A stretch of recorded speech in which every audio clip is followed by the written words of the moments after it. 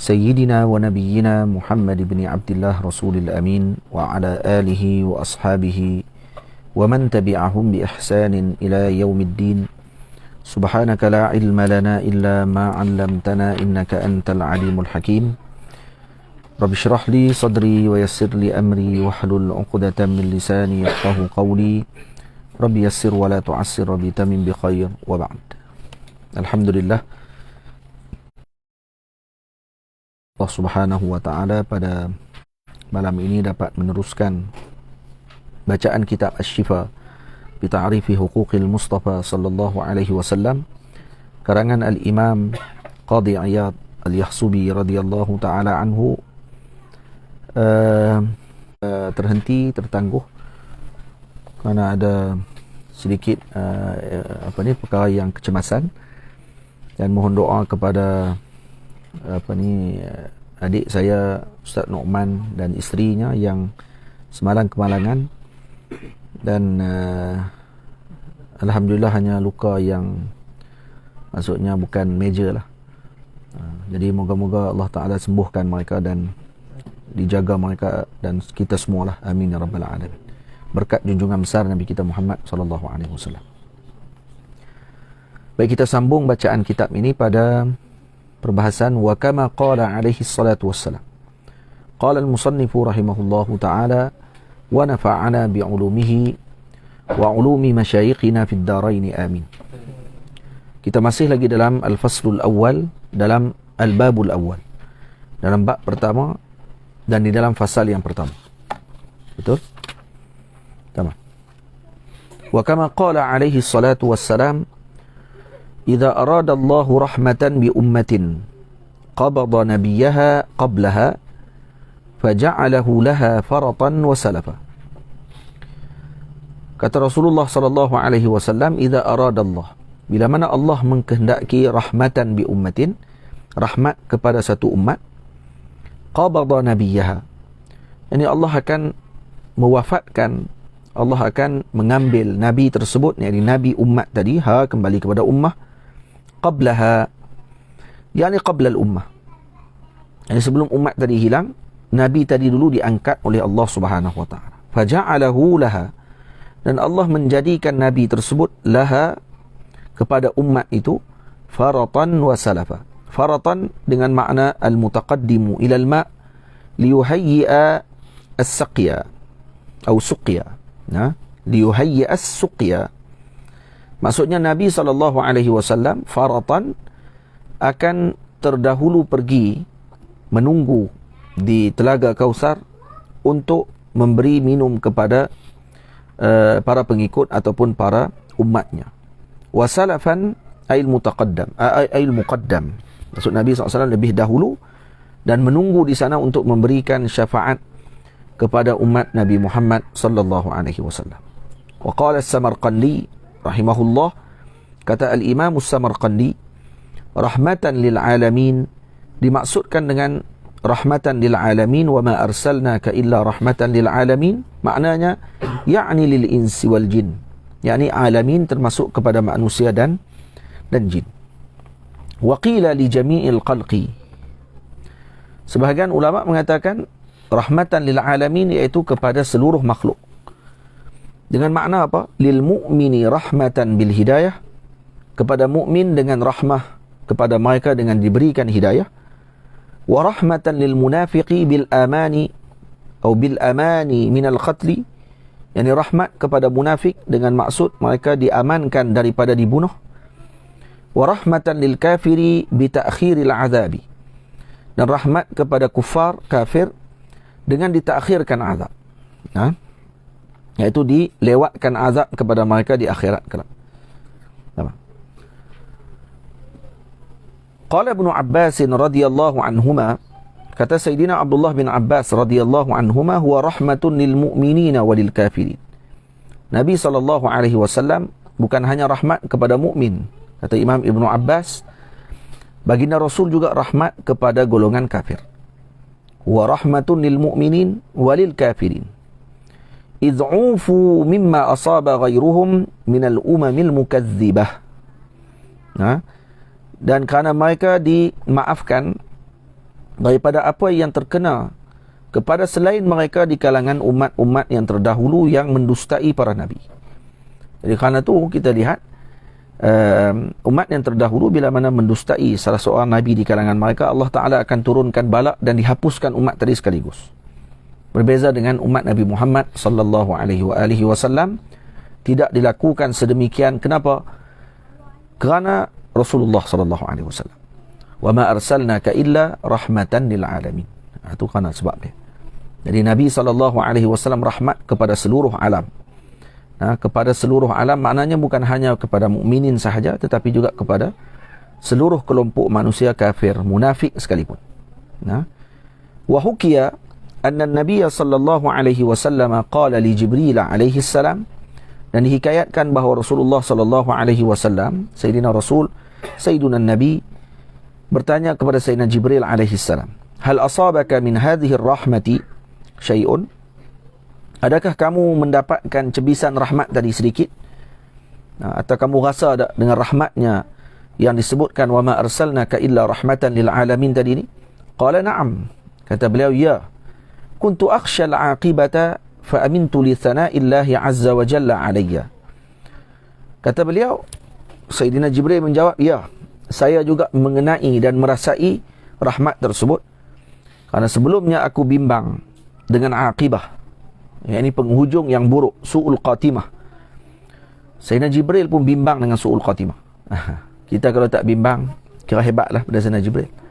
Sayyidina Jibril aminus sama, penjaga wahyu di langit, yang menurunkan wahyu kepada para anbiya alaihi wassalatu wassalam. Sekarang Sayyidina Jibril alaihi salam dah para anbiya tidak ada lagi. Jadi apa tugas Sayyidina Jibril? Sebagian ulama seperti Al-Imam Suyuti radhiyallahu anhu mengatakan bahawa Sayyidina Jibril akan turun ke bumi untuk melawat orang-orang yang melazimi wudu.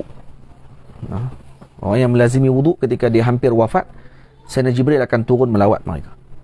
Jadi lazimi wudu. Jangan tinggal wudu. Jadi setiap kali batal wudu, ambil wudu balik. Kepada yang boleh wudu lah. Kalau perempuan haid dan sebagainya, tak perlulah. Ini orang yang boleh berwudu, lazimi wudu. Kerana wudu adalah silahul mu'min. Wudu adalah senjata ataupun pelindung kepada golongan mukmin. Kita nak jalan mana-mana ke, ambil wudu dulu, InsyaAllah dilindungi. Kuntu akhshal aqibata. Kata beliau, saya bimbang dengan penghujung yang buruk, su'ul qatimah. Kenapa? Kerana beliau melihat di depan mata contoh kepada iblis. Iblis adalah guru kepada malaikat. Walaupun dia bukan malaikat, tapi dia guru kepada malaikat di dalam syurga. Dan kemudian dia mendapatkan su'ul qatimah disebabkan kerana sombongnya. Jadi maknanya tak selamat siapa pun. Kita tak ketahui bagaimana penghujung kita. Itu kita kena minta kepada Allah Subhanahu Wa Taala agar kita diwafatkan, ditamatkan kehidupan kita dengan kebaikan. Amin ya rabbal alamin. Tamam? Sebab tu Sayyidina Jibril bimbang dengan perkara tersebut. Kuntu akhshal aqibata. Saya bimbang dengan penghujung yang buruk tadi kerana melihat contohnya pada iblis. Fa amintu li thana'illahi azza wa jal alayya.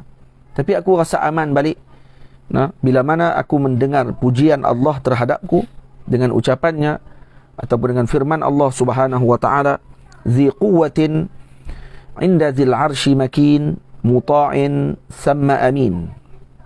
Ini pujian Allah Subhanahu wa taala kepada Sayyidina Jibril alaihi salam. Apa munasabah?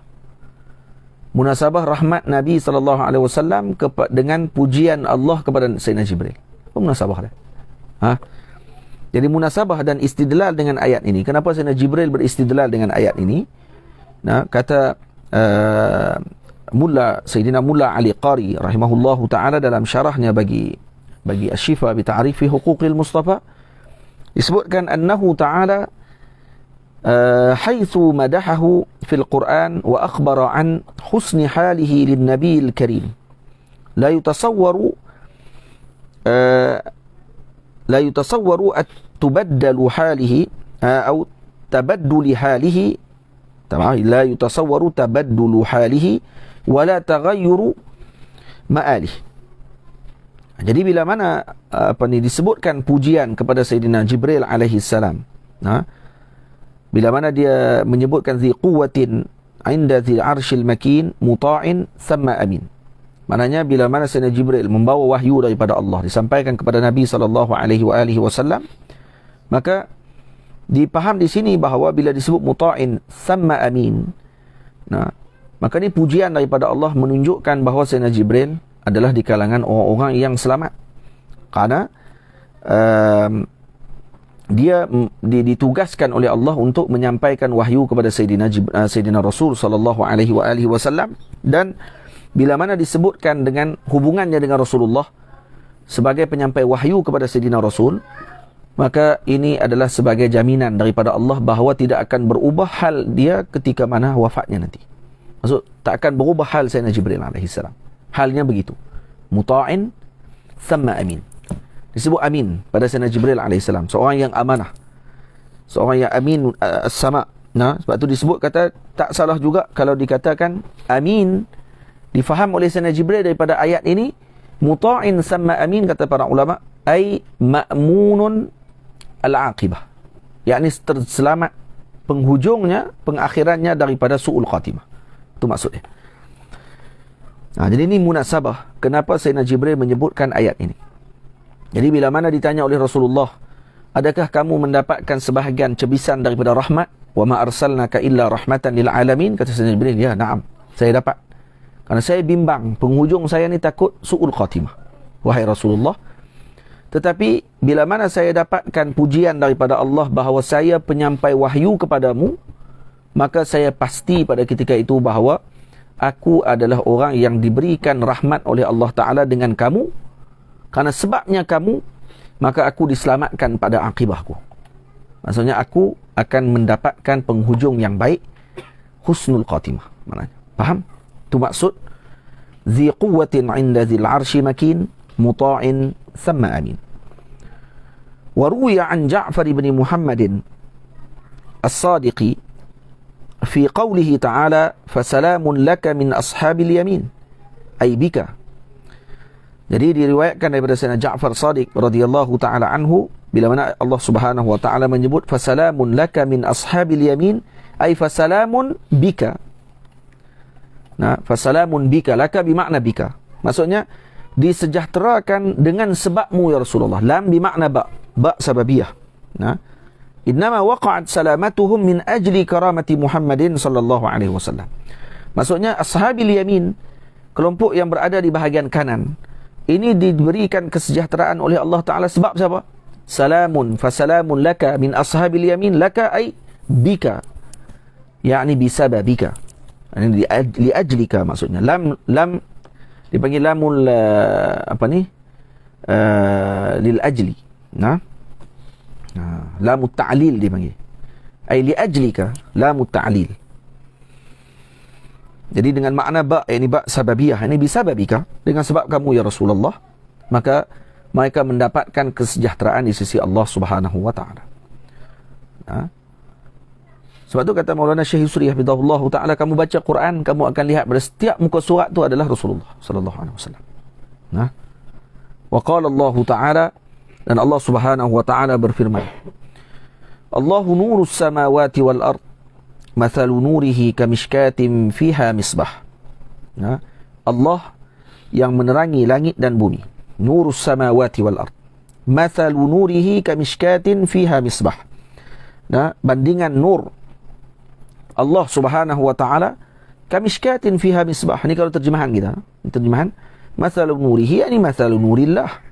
Sebenarnya kalau diterjemahkan dengan harfan biharfin gitu, kamishkatin fiha misbah, nah, iaitu sebagai sebuah mishkat, nah, yang berisi sebuah lampu. Mishkat, dalam tu ada lampu. Fiha misbah. Al-misbahu fi zujajatin.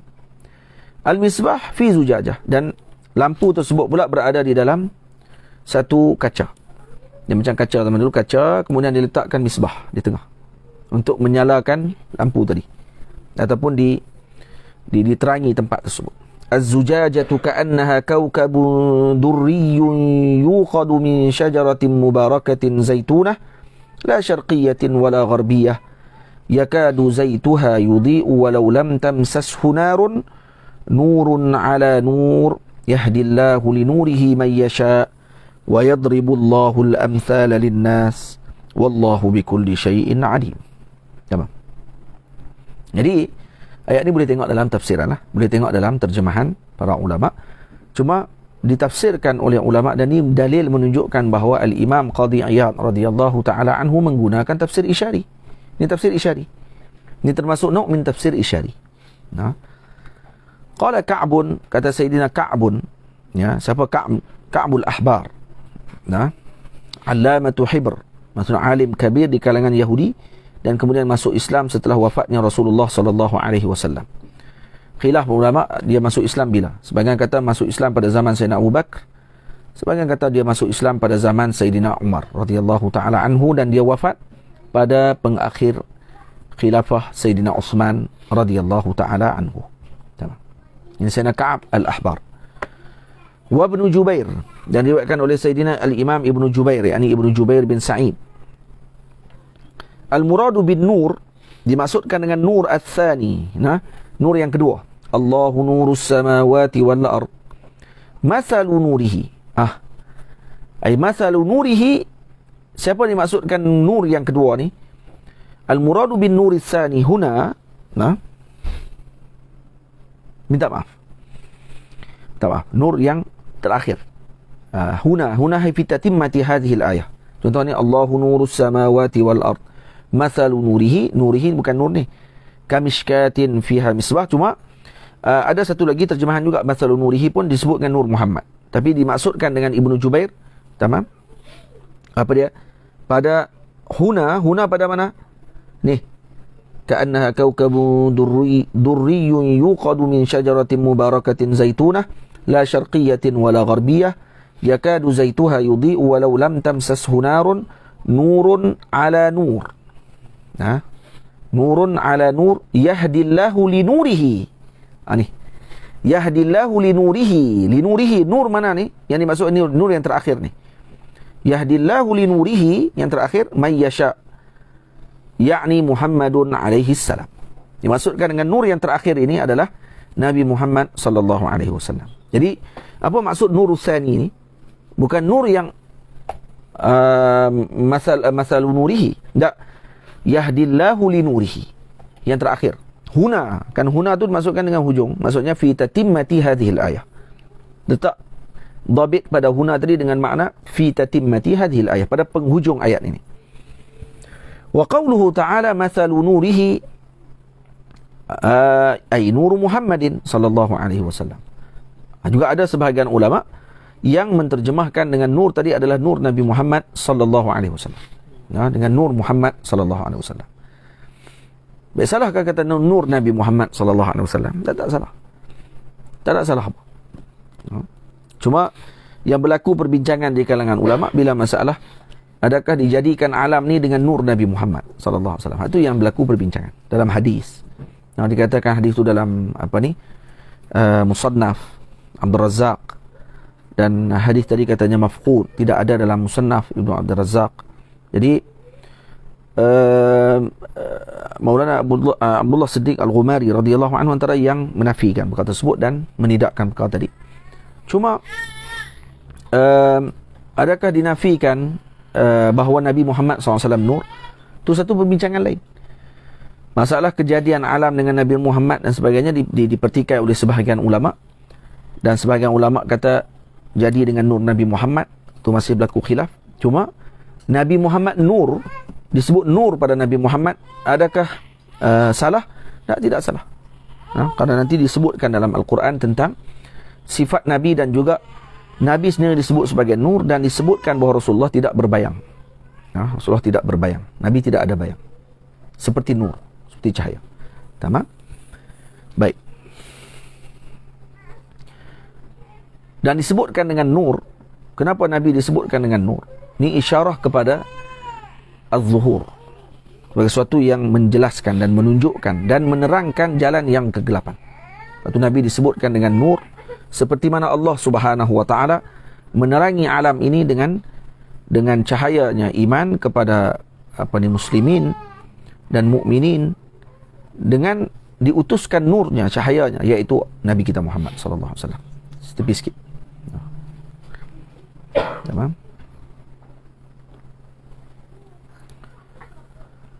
Qala Sahl bin Abdullah At-Tustari. Kata Sayyidina Abdullah, Sahl bin Abdullah At-Tustari radhiyallahu taala anhu. Sayyidina Sahl ibnu Abdullah At-Tustari, sufi zahid, wali min awliyaillah subhanahu wa ta'ala, wafat pada tahun 283 Hijriah. Waktu ketika dia wafat, disebabkan ramainya orang yang hadir dalam pengkebumian beliau, hampir 90 lebih orang di kalangan Yahudi masuk Islam. Hari wafatnya beliau, 90 lebih Yahudi masuk Islam kerana melihat ramainya orang melawat jenazah beliau, masuk Islam mereka. Hanya maksudnya kematian dia juga memberikan sebab hidayah kepada orang lain. Dan diceritakan oleh sebahagian awliya, ketika wafatnya beliau tadi, dilihat ada makhluk daripada langit turun memegang jenazah beliau, kemudian naik, turun pula makhluk lain turun. Kata itu para malaikat Allah Subhanahu wa taala. Pakat turun dan memberikan penghormatan kepada, dan dilihat oleh para awliya Allah Subhanahu wa taala. Kejadian pada hari kewafatan Sayyidina Sahal ibnu Abdullah At-Tustari radhiyallahu taala anhu. Yang beliau pada zaman salaf. Ini min salafis salih, termasuk orang yang dimuliakan oleh Allah Subhanahu wa taala, minal akabir. Al-ma'na, kata beliau, al-ma'na yani makna ayat tadi. Makna ayat Allahu nurus samawati wal ard mathalu nurihi kamishkatin fiha misbah Allahu hadi ahli samawat. Allah hadi ahli samawati wal ard. Allah adalah sebagai pemberi petunjuk. Maksudnya diterjemahkan nur kepada makna hidayah. Jadi beliau menterjemahkan nur kepada makna hidayah. Kenapa? Karena nur huwa zahir binafsihi al-muzhir li ghairihi. Karena nur dia zahir pada dirinya dan dia menjelaskan dan menunjukkan kepada yang lain. Maka sebab itu dia dikira sebagai petunjuk. Allahu hadi ahli samawati wal ard. Thumma qal, kemudian disebutkan pula oleh Sayyidina Sahal ibnu Abdullah At-Tustari, mathalu nuri Muhammadin. Mathalu nuri Muhammadin إذ كان مستودعا في الأصلاب كمشكاة صفتها كذا. Dan diperumpamakan nur Nabi Muhammad itu إذ كان مستودعا في الأصلاب, ketika mana berada dalam sulbi-sulbinya datuk-datuk beliau, كمشكاة صفتها كذا.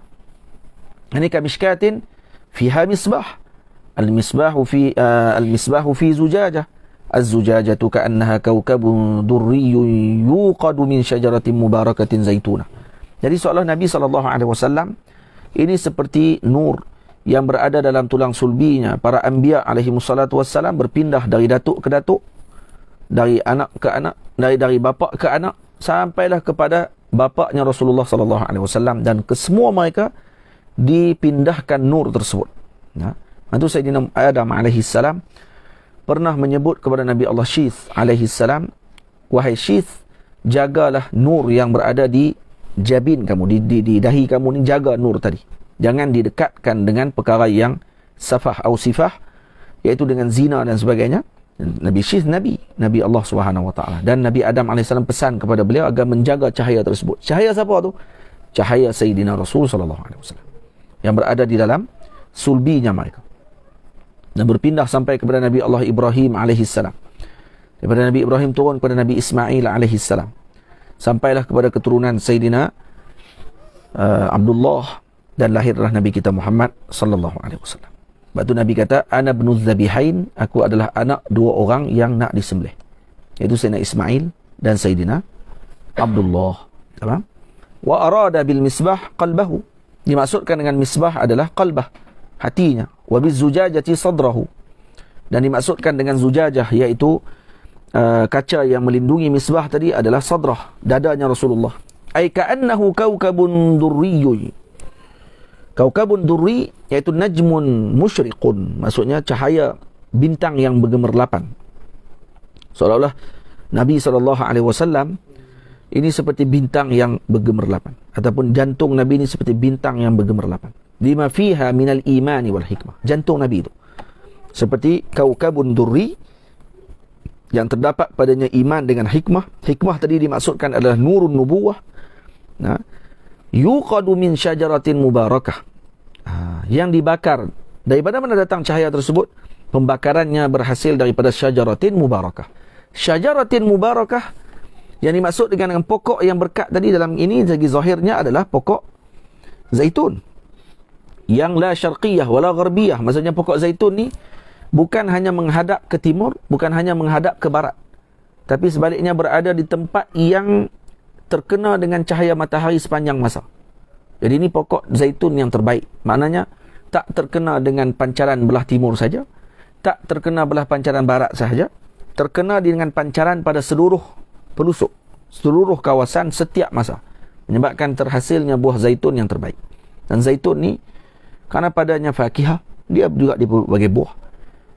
Huwa aidan idam, dan dia juga dikira sebagai lauk untuk makanan dalam makanan kita, ataupun ketika orang makan roti tu dikira idam. Idam apa dia? Lauk pauk. Dan juga dikira sebagai Allahumma salli ad-dawa, ubat. Semua ada. Fakihah, idam, dawa, semua ada pada zaitun. Batu zaitun disebut sebagai syajarah mubarakah.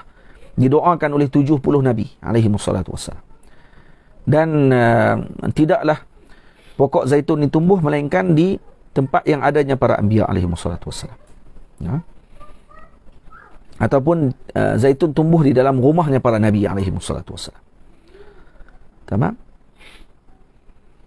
Dan juga sebagian ulama kata syajaratin mubarakatin zaitunatin. Pokok zaitun ni la syarqiyatin wala gharbiyah, maksudnya yang syajarah mubarakah ini dia tidak muyul kepada syarqiyah sahaja.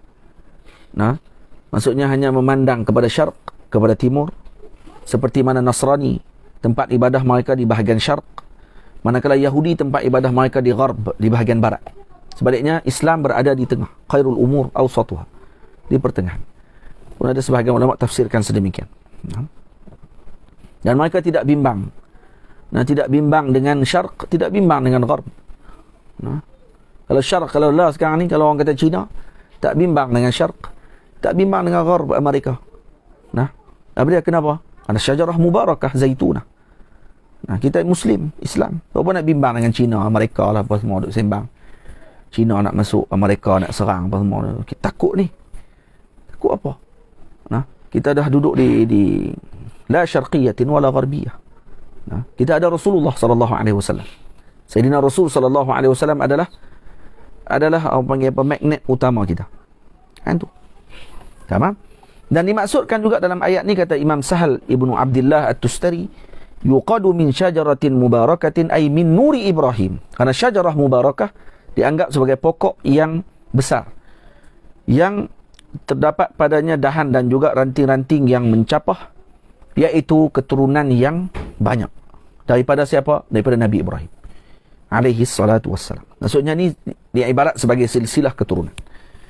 Dulu Sultan kerajaan Turki Utsmaniyah diceritakan. Kalau kita pergi ke Turki, di Turki ada pokok besar warna putih ditanam di dekat istana Topkapi, dan banyak masjid-masjid di Turki ditanam pokok-pokok besar tu. Warna putih dia punya orang panggil apa?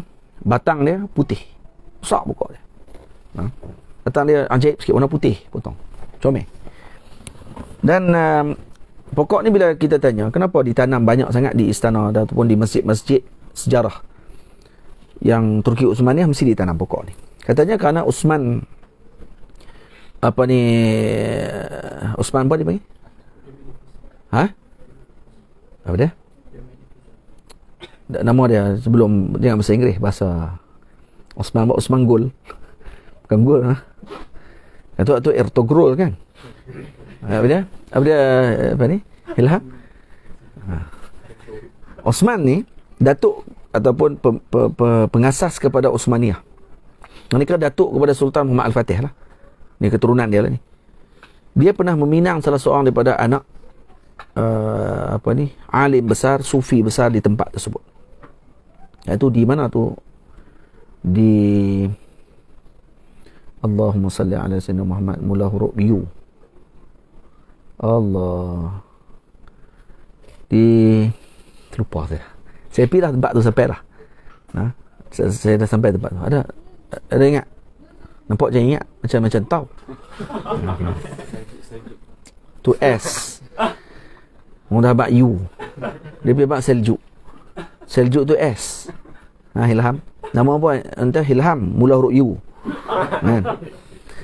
Baik.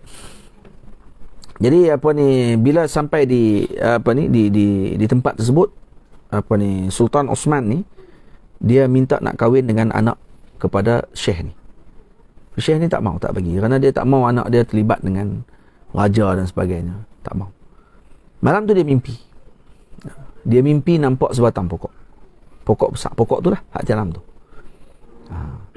Jadi bila ditafsirkan mimpi tersebut, dimaklumkan kata ini bermaksud keturunannya besar dan akan jadi kuat seperti pokok tu, yang akan hidup ratusan tahun. Maka kemudian dia pun kahwinkan anak dia. Sebabkan kerana mengingati peristiwa mimpi pak mentua dia tu, dia pun tanam pokok tu di setiap masjid tempat dia buat. Hebat. Dia pun ada simbolik.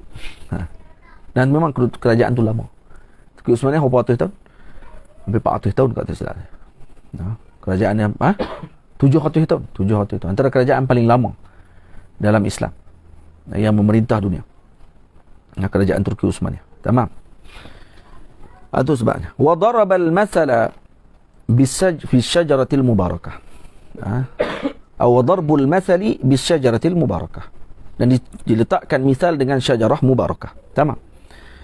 Iaitu disebutkan sebagai pokok yang berkat bagi keturunan Nabi Allah Ibrahim alaihi salam. Wa qawluhu yakadu zaituha yudhi'u ay takadu nubuwatu Muhammadin sallallahu alaihi wasallam tabinu lin-nasi ay tazhar. Tabinu bermakna tazhar. Maksudnya keturunan ataupun kenabian Nabi Muhammad sallallahu alaihi wasallam tabinu lin-nas, yakni tazhar lin-nas qabla kalamihi ka hadha az-zait. Iaitu sebelum Nabi bercakap telah zahir keadaan Nabi sebagai Nabi tadi, sebelum Nabi bercakap, seperti mana minyak tadi bercahaya sebelum dipasangkan api. Kahadha zait, minyak zaitun ni dia dah bersinar dah. Tamam? Sebelum dipasang api pun dia dah bersinar dah. Macam itulah kedudukan Nabi kita Muhammad sallallahu alaihi wasallam. Sebelum Nabi memaklumkan kenabian Nabi, maka telah zahir keadaan Nabi sebagai utusan Allah Ta'ala sebelum tu lagi. Lepas tu dilihat Nabi sejak pada kecil dengan keadaan yang sempurna, kehidupan Rasulullah sallallahu alaihi wasallam kalau kita baca sirah. Sebab tu bulan Rabiul Awal ini, Rabiul Anwar ini, jadikan bulan untuk membaca sirah Nabi sallallahu alaihi wasallam. Saya cadangkan kitab yang terbaik kalau nak dibaca dengan terjemahan, baca kitab Sayyidina Muhammad. Muhammad sallallahu alaihi wasallam karangan Syekh Abu Bakar Sirajuddin, iaitu Syekh Martin Links. Baca kitab tu. Kita akan nampak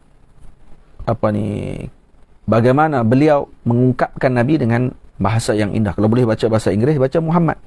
Kalau tak boleh baca bahasa Inggeris, baca bahasa Melayu, beli yang tu IDBE tu. Yang Ustaz Mustaqim terjemah tu. Tu pun antara yang bagus. Terjemahan yang bagus. Tamam. Kena beli. Ini bukan promosi berbayar tak? Ini kok promosi berbayar kan? Dapat 25% dah. Maksudnya kita cadangkan untuk baca. Jadikan itu sebagai bacaan harian. Untuk mengingati dan mencintai Rasulullah sallallahu alaihi wasallam. Maulana Syekh Ali Jumaah hafizahullah ketika ditanya bagaimana untuk seorang tadi bermimpi bertemu dengan Rasulullah sallallahu alaihi wasallam, kata beliau, lazimkan membaca sirah Nabi. Lazim baca sirah. Jadi hari baca sirah Nabi sallallahu alaihi wasallam. Lazim baca Syifa kalau faham bahasa Arab ni lah. Baca ni dengan penghayatan. Tak boleh baca dengan hak yang disyarah. Moga-moga kita dapat menghayati. Banyak besar ni yang dicerita dalam muka surat ni saja. Ajib. Lepas tu kita tak cadang untuk nak khatam kitab ni cepat-cepat. Dan kita akan baca sampai khatam. Lepas ni insya-Allah seminggu sekali akan ada kelas. Kalau tak habis Maulidur Rasul, seminggu sekali akan ada kelas ni. Saya akan baca. Tapi tak panjang baca. Tak boleh panjang kitab ni. Susah. Bukan senang. Saya nak baca kitab ni berjam-jam nak kena duduk dan nak kena murojaah balik. Walaupun kita dah baca banyak berkenaan dengan sirah Nabi sallallahu alaihi wasallam, tapi masuk Syifa ni dia jadi macam next level. Dia level yang lain. Nak kena buka syarahan Al-Imam Mulla Ali Qari, nak kena buka syarahan Al-Imam Al-Qafaji radhiyallahu taala anhu. Nak kena buka Nasimur Riyad, syarah kepada Syifa Qadhi Iyad. Itu antara syarahan terbaik bagi Syifa dan juga panjang lebar. Tapi syarahan yang juga saya anggap sebagai terbaik untuk sebagai tadris dan juga untuk kita nak tengok maksud tadi dengan cepat, Mulla Ali Qari. Karangan Imam Syumunni, syarah Syifa Syumunni agak ringkas. Seolah-olah Imam Syumunni sebagai ta'liq aja. Dia macam ta'liq sikit-sikit aja. Mana-mana yang penting yang dia rasa nak ta'liq, dia ta'liq. Tamam? Saya teringin juga lah nak buat syarah ni, tapi nak buat syarah Melayu. Kekal bahasa Arab, syarah Melayu. Faham tak? Bahasa Arab ni kekal, cuma syarahannya Melayu. Tak di bawah. Ni maksud dia apa dia? Maksudnya apa dia? Nak bagi khususnya orang yang reti bahasa Arab baca lah. Ustaz terjemah lah tu. Terjemah tu ni kan ajar kita kot. Dan kita nak kekalkan bacaan Arab tu. Mana daripadanya nur. Cuma nak tahu maksud dia, syarahan dia tadi ni, kita letak macam nota kaki Melayu di bawah. Hasyiah jugalah macam syarah kepada kitab Syifa tetapi dalam bahasa Melayu. Tak ada lagi rasanya. Kekalkan bahasa Arab. Hak Arabnya kekal, cuma letak nota kaki je di bawah. Ataupun qauluhu kaza, maksudnya kaza. Jadi bukan saya terjemah, saya syarah. Anda terjemah nak kena terjemah sebiji-sebiji apa semua sekali. Dan terjemahan kemungkinan akan jadi kurang juga pada sudut balaghahnya Al-Imam Qadhi Iyad. Sebab kita nak kekalkan balaghah Imam Qadhi Iyad. Jadi kitabnya ni dikarang bukan hanya dengan ilmu, tapi dengan kecintaan. Dia karang kitab ni dengan cinta, bukan dengan ilmu semata-mata. Kalau dengan ilmu semua orang boleh cakap. Ada orang dia karang kitab tentang Rasulullah tapi dengan ilmu. Dengan pengetahuan tentang Nabi. Tak ada nur. Tapi kalau orang karang dengan cinta, ni lain. Ada adab, ada ta'zim dengan Rasulullah sallallahu alaihi wasallam. Tentu saya cadang baca kitab Syekh Nuh Hamim Keller pula. Baca kitab Syekh Martin Link, Abu Bakar Sirajuddin, kerana dia juga mengarang dengan cinta. Kalau orang nak mengarang tentang Rasulullah ni, dia juga kena ahli adab. Bukan ahli adab dengan makna dia hanya adab pada sudut akhlaknya, tak. Juga ahli adab pada sudut penulisan. Kalau nak baca adab ataupun dalam bentuk adabi, dalam bentuk sastra ni, baca kitab Ihsan Sa'id tentang Rasulullah. Kena beli buku dia, baca tengok. Dia cerita macam mana Nabi lahir, tapi dalam bentuk sastra. Faham? Jadi orang panggil kalau tak faham tu memang tak faham lah. Awan berarak apa semua, pening kita macam kan. Boleh. Jadi ada satu syarahan yang dibuat oleh Qadhi Sukairij. Al-Imam Qadhi Sukairij ada karang kitab Nazam Syifa. Ada berapa ribu bait, saya ada kitab tu. Tapi dalam kotak. Kotak duk rumah Pak Lancan. Qadhi Sukairij dia karang kitab tersebut dalam berapa ribu bait dan maqam dia di kaki Al-Imam Qadhi Iyad. Qadhi Sukairij maqam dia dekat kaki Imam Qadhi Iyad. Satu zawiyah. Qadhi Iyad duduk di sini, dia duduk dekat kaki Imam Qadhi Iyad. Maqam beliau. Dan dia tulis kitab Syifa ni, dia buat dalam bentuk nazam. Nazam Syifa.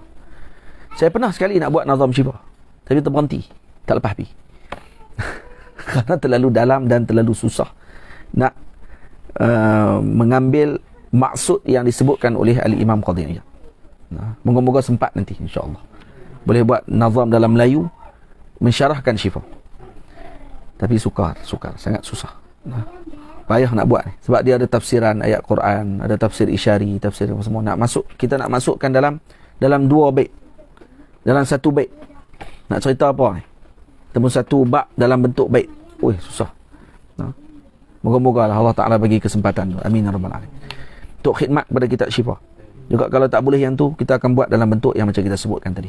Tulis balik dalam bahasa Arab, kemudian kita syarahkan balik dalam bentuk bahasa Melayu. Untuk panduan lah kepada orang yang nak baca kitab Syifa ni. Kurang-kurang dia tak larilah maksud dia tu. Tadi macam al-muradu bin nuris tsani huna. Ada an-nuris tsani huna. Takut dia baca tentang Allahu nurus samawati wal ard mathalu nurihi. Sebab disebut di bawah wa qauluhu ta'ala mathalu nurihi ay nur Muhammadin. Kalau kata kita baca macam tu, kita akan kata kenapa dia nak kena ulang balik? Tak. Ini ada dua tafsiran. Al-muradu bin nuris tsani huna maksudnya nur yang terakhir. Allahu yahdi li nurihi. Yahdi Allahu li nurihi. Hatu nur tadi yang dimaksudkan dengan nur Muhammad sallallahu alaihi wasallam. Kemudian sebahagian ulama lagi tafsirkan masalu nurihi ay nur Muhammad sallallahu alaihi wasallam. Maksudnya ada dua tafsiran. Jadi nak kena tambih dengan perkara tersebut agar memudahkan sebahagian orang membaca kitab ini. Nah, kalaupun dia tak boleh nak faham seluruhnya, kawan-kawan dia tengok di bawah nota kaki tu, oh fahamlah, faham kat bawah. Nah, faham nota kaki daripada walaupun tak faham atas. Contohlah. Dan ini juga untuk memberi semangat pada kita yang kalau tak boleh bahasa Arab, nak kena mengaji bahasa Arab. Kerana dengan bahasa yang ditulis oleh Imam Qadhi Iyad ni perlu kepada khidmat yang mendalam. Dan kitab ni bagus. Nah, kitab yang dikhidmat oleh Abduh Ali Kush. Nah, ini adalah satu khidmat yang bagus yang dicetak oleh Darul Faihaq ni. Nah, sebelum ni tak silap Darul Basyair kot cetak ni. Sama kan? Darul Faihaq dan Darul Basyair cetakan yang sama. Ini antara cetakan yang bagus. Kerana ada tahqiq dan juga susunan dia menarik. Ya, ini antara cetakan yang baiklah untuk kita dapatkan. Tamam. Sikit lagi. Waqad qila fi hadhihi al-ayati ghairu hadha. Dan dikatakan ada lagi tafsiran ayat ni dengan tafsiran yang lain, bukan tafsiran yang disebutkan di sini. Tapi kenapa Imam Qadhi Iyad tak sebutkan tafsiran-tafsiran lain? Karena beliau ingin ingin khususkan penafsiran ini pada Nabi sallallahu alaihi wasallam. Jadi kata beliau yang saya susun ni yang menyebutkan tentang pujian kepada Rasulullah sallallahu alaihi wasallam. Tamam? Kata Imam Mulla Ali Qari, wal aqil takfihi al-isyarah. Nah, lepas bila disebut kata qila fi hadhihi al-ayati ghairu hadha wallahu alam. Ada tafsiran lain lagi dalam ayat ni berkenaan dengan Nabi sallallahu alaihi wasallam. Tapi kata Imam Qadhi Iyad, wal aqil takfi hadha atau takfihi al-isyarah. Lianna ziyadah 'ala al-'alamah rubbama turithu al-malalatu was-sa'amah. Anda kata beliau, cukuplah orang yang berakal dengan isyarat yang disebutkan oleh Qadhi Iyad ni, dah cukup dah bagi mereka. Kerana tambahan daripada perkara tersebut, menambahkan lagi alamat, ini akan menambahkan kebosanan. Jadi cukup yang ni saja. Lepas tu tengok, dia tak bagi tahu banyak-banyak, dia beritahu sikit je. Berhenti kat situ. Kita pun rasa nak lagi nak tahu. Apa dia tafsiran ayat ni lagi berkenaan dengan Rasulullah sallallahu alaihi wasallam. InsyaAllah esok pagi kita akan bincang. Waqad sammahu Allah Ta'ala fi Qur'ani fi ghairi hadzal mawdi'i nuran wa sirajan munira. Dan ini menguatkan pandangan ulama yang mengatakan bahawa Rasulullah adalah nur. Nah, dan disebut oleh Al-Imam Al-Bajuri seperti yang dinukilkan daripada kitab Al-Mawahib karangan Al-Imam Al-Qustullani bahawa Sayyidina Rasul sallallahu alaihi wasallam adalah nur ataupun disebut sebagai cahaya, maka tidak salah dengan pandangan tersebut. Wa sallallahu ala sayyidina Muhammad wa ala alihi wa sahbihi ajma'in walhamdulillahi rabbil alamin. Kita akan terus melaksanakan mahallul qiyam sama-sama untuk kita meraihkan Maulidin Nabi sallallahu alaihi wasallam sepanjang bulan Rabiul Anwar ini ataupun sampai ke 12 Rabiul Anwar insya-Allah. Sila.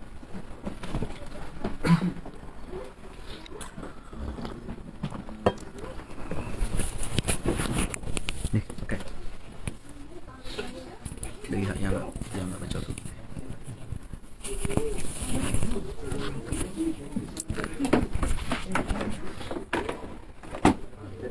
Okey. Tak tahu juga.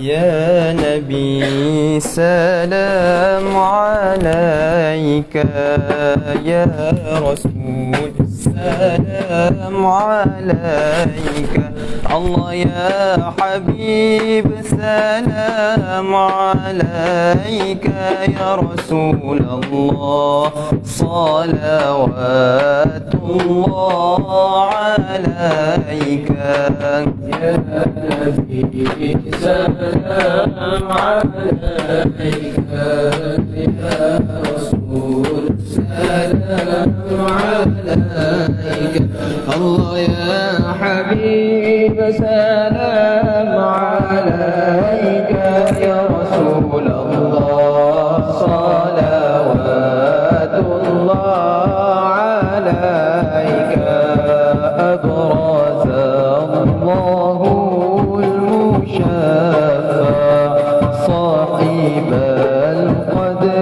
المرفع فملا النور النواحي برسول الله عما كل الكون أجمع يا نبي سلام عليك يا رسول سلام عليك الله يا حبيب سلام عليك يا رسول الله صلوات الله عليك نكست أصنام شرك ومن الشرك تصدع ودنا وقت الهداية لرسول الله وحيم الكفر تزعزع يا نبي سلام عليك يا رسول سلام عليك الله يا حبيب سلام عليك يا رسول الله صلوات الله عليك مرحبا أهلا وسهلا بك يا ذا القدر الأرفع يا إمام الرسالة لرسول الله من به الآفات ترفع يا نبي سلام عليك يا رسول سلام عليك الله يا حبيب سلام عليك يا رسول الله صلوات الله عليك مرحبا يا مرحبا يا نور عيني مرحبا جد الحسين مرحبا مرحبا مرحبا يا مرحبا يا نور عيني مرحبا جد الحسين مرحبا مرحبا أنت في الحشر ملاذ لك كل الخلق تفزع وينادون تراما قد دها من هول أفظع طلع البدر علينا من ثنيات الوداع وجب الشكر علينا ما دعا لله داع فلها أنت فتسجد وتنادى اشفع تشفع فعليك الله صلى ما بدا النور وشعشع طلع البدر علينا من ثنيات الوداع وجب الشكر علينا ما دعا لله داع وبك الرحمن نسأل وإله بها أسماء يا عظيم المن يا رب شملنا بالمصطفى أجمع صلى الله على محمد مرحبا صلى الله عليه وسلم مرحبا صلى الله على محمد مرحبا صلى الله عليه وسلم مرحبا وبه فانظر إلينا واعطينا بكل ما طمع واكفينا كل البلايا ودفع الآفات وارفع صلى الله على محمد مرحبا صلى الله عليه وسلم مرحبا صلى الله على محمد مرحبا صلى الله عليه وسلم مرحبا واسقينا يا رب اغثنا يا الله بحياها طالية مع يا الله ربي فاغفر لي ذنوبي يا الله ببركات الهادي المشفع يا الله واختم العمر بحسنى يا الله واحسن العقبى ومرجع يا الله ربي فاغفر لي ذنوبي يا الله ببركات الهادي المشفع يا الله صلى الله على محمد صلى الله عليه وسلم صلى الله على محمد صلى الله عليه وسلم وصلاة الله تغشى من له الحسن تجمع صلى الله على محمد صلى الله عليه وسلم أحمد الطهرى وآله وصحابة مسنا شخص صلى الله على محمد صلى الله عليه وسلم صلى الله على محمد صلى الله عليه وسلم اللهم صل وسلم وبارك عليه وعلى آله صلى الله وسلم عليه